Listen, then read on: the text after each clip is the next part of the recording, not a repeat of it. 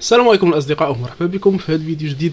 اليوم ان شاء الله غتشوفوا معنا التوقعات الجزائري علي بن شيخ على المباراة المنتخب الوطني والمنتخب الاماراتي غدا ان شاء الله، وكذلك غيكون معنا المغربي عادل الرحموني اللي غيدويو ان شاء الله على التوقعات المباراة وبالخصوص الخصوم اللي ان شاء الله اللي غنتلاقاو معهم ديال الامارات اللي فريق اللي قوي ماشي سهل. اصدقاء احنا كاملين كنتمناو التألق للمنتخب الوطني ان شاء الله غدا ويحمر لينا وجهنا، وحنا كنفتخروا بالمنتخب ديالنا. اصدقاء بلا ما نطول لكم في المقدمه ديال المقطع، بلا ما تبخلوا لنا بواحد اللايك والاشتراك في القناه وشاركوا المقطع مع الاصدقاء ديالكم وخلوا الاراء ديالكم في خانه التعليق، ونخليكم مع المقطع. الدفاعية في المغرب.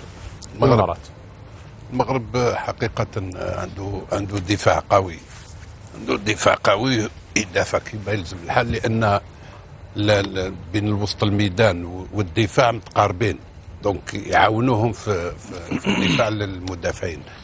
هذه القوة تاعهم. عندهم الوسط الميدان المغرب يلعب فنيا في المستوى ويهاجموا بسرعة.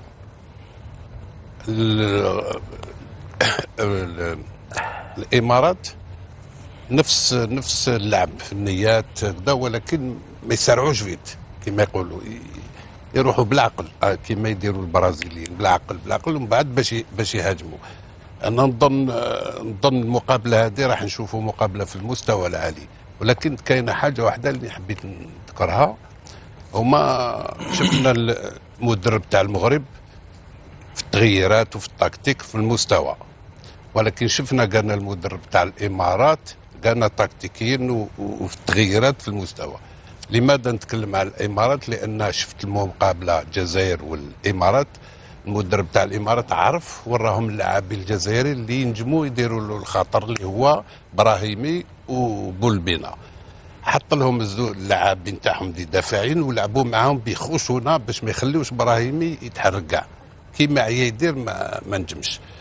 وهنا تغلب تاع الامارات تغلب على ديالنا، ولكن هنا المدرب اللي راهو مقابل تاع المغرب او داكي يعرف هذا الشيء هذا. هل الامارات راح يديروا نفس اللعبه كما داروا الجزائر اللاعبين تاع المغرب، لان عندهم هجوم في المستوى وخاصه صحاب الوسط الميدان. المغرب عندهم كره هذيك سرعه وينجم اي لاعب يروى لك واحد اثنين ويروح. هنايا راح نشوفوا، انا ليا بعد هذا كاع واش قلت، راح نشوفوا هنايا المدربين هما شكون اللي راح يتغلب تكتيكيا على الاخر. عادل، لو انا قلت لك عط محاضرة للاعبين منتخب المغرب عن قوة المنظومة الدفاعية في المنتخب الاماراتي، ماذا سوف تقول لهم؟ تنبيه، تحذير، انتبهوا. للمنتخب المغربي؟ لا، انت ابيك توصل رساله للاعبينكم عن قوه المنتخب المغرب. شو راح تقول لهم؟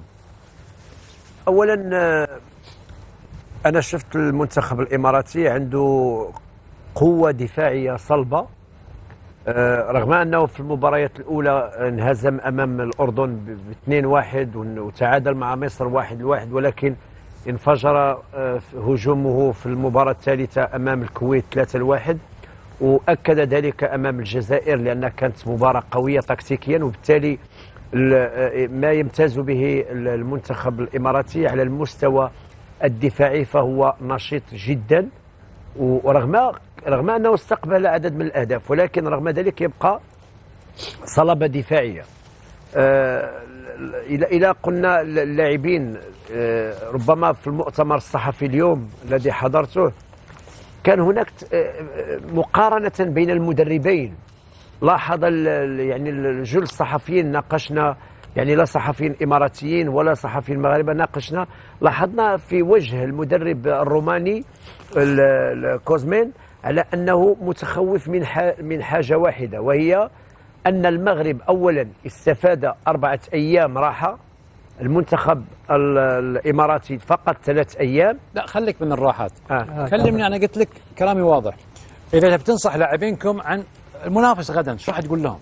يعني خصمك اولا يجب الهجوم منذ البدايه. يعني حطوا عينكم على منه مثلا، حطوا عينكم على كذا، اذا تبغي تخترق الدفاع الاماراتي لازم تعمل كذا، هذا قصدي يعني. لا فعلا انا متفق معك على اساس انه المباراه غادي تلعب كما قالوا الاخوان على جزئيات، وبالتالي المغرب عودنا على انه يلعب بمنظومه هجوميه، بمنظومه تكتيكيه من وسط الميدان ولعب مباشر، وبالتالي على مع صلابه الدفاع المنتخب الاماراتي وجب على طارق السكتيوي ان يدخل في المباراه منذ البدايه، لانها مباراه لا يمكن. كيف يعني يدخل منذ البدايه؟ يعني من البدايه يكون بصيغه هجوميه، يعني لا تكون هناك جس النبض كما يقال بين المنتخبين، يجب من البدايه ان يهاجم حتى يستطيع ان يحقق على الاقل هدف، لان تسجيل هدف لصالح المغرب يعطيه فرصه انه اريحيه، لان المنتخب الاماراتي كلما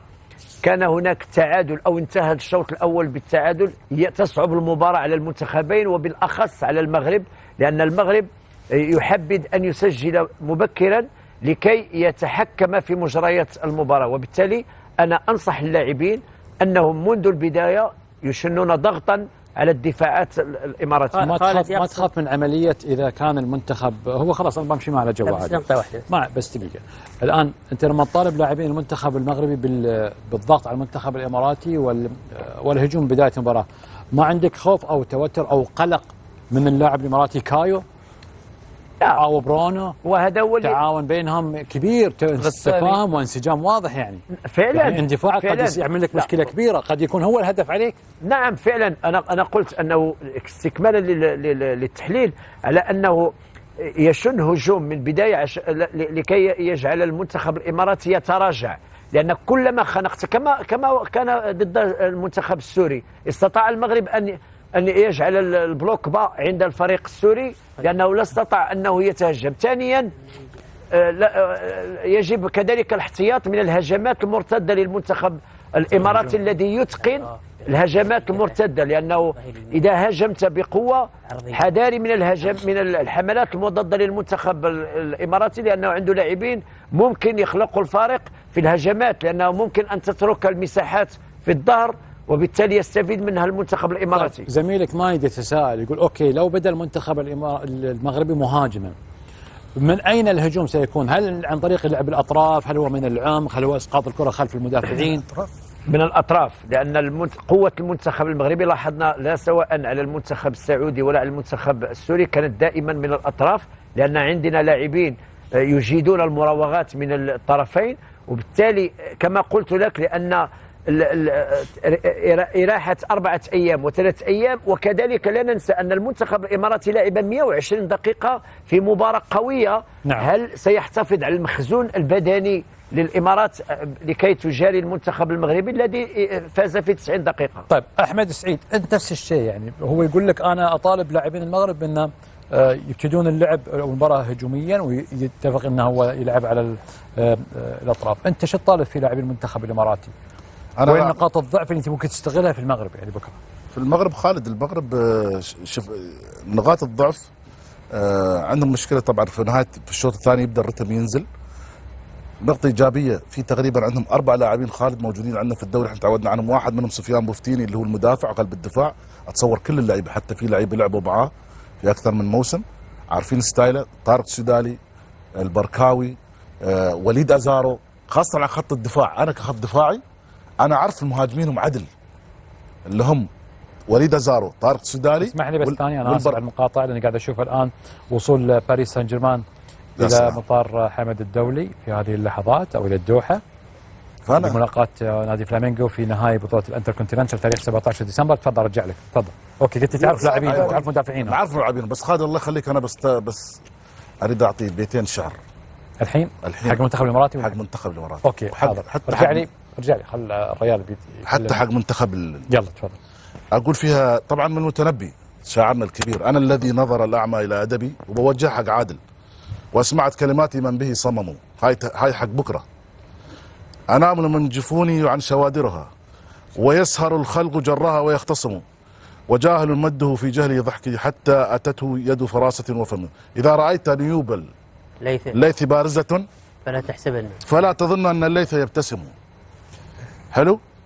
ومهجة مهجتي من هم صحابها، أدركتها بجواد ظهره حزم، رجلاه في الركض رجلان واليدين يد، وفعله ما تريد الكف والقدم، ومرها فانسرت بين الجحفلين به حتى ضربت وموج الموت يلتطم. الخيل والليل والبيداء تعرفون عرفني. أوه. والسيف والرمح والقرطاس والقلم. فاحنا لها تمورو، ولكن انت تمورو شبهت- ونيفر داي. لا ولكن خلينا اكمل اخلص عليك. كمل. تمورو والنيفر داي، خلاص احنا بكره جايينك حبيبي. اوكي ضيوف عندك في المغرب العظيم، مرحبا. ما عندنا مشكله خالد، احنا راح نقابل مع المغرب 4 ايام 3 ايام مريحين مش مريحين. بكره احنا عندنا 90 دقيقه يعني ما في حياه وموت فيها. اوكي اعتقد على لا تضحك يا حسام رجاء، لماذا تبتسم يا حسام؟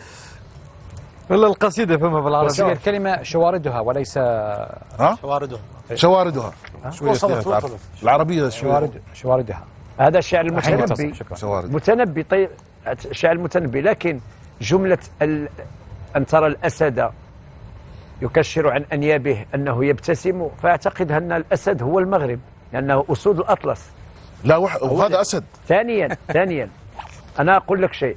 أولا هناك علاقات طيبة بين المغرب والإمارات. لو رأيت لو سمحت لا تدخل لي الدول. لا مش الكرة يا أخي الكرة خلينا في الدول على الكرة. عادل دقيقة. لا. أنا ملاحظ عليك كل ما دخلناك موضوع دخلت المملكة. لا المملكة على أستاذ، راسنا. مش على الدول. رياضة. أنا كنت أتكلم لك عن المباراة كرة المنتخبين قدم. الكرة. أي أوكي تفضل. لاحظ أن اليوم طارق السكتيوي ماذا قال على الكرة الإماراتية. أتمنى أن تسمعوا، ربما تجيبوا التسجيل تسمع ماذا قال أنا كنت لاعبا في الدوري الإماراتي، صحيح. وهناك 4 لاعبين أو 5 في الدوري الإماراتي حاليا في المنتخب.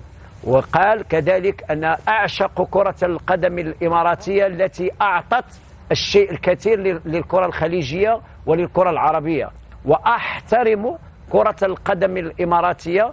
وبالتالي قال في الأخير أنها مباراة ستلعب على جزئيات بسيطة، والمغرب سيدافع عن حقوقه من أجل الفوز في المباراة والتأهل إلى المباراة النهائية.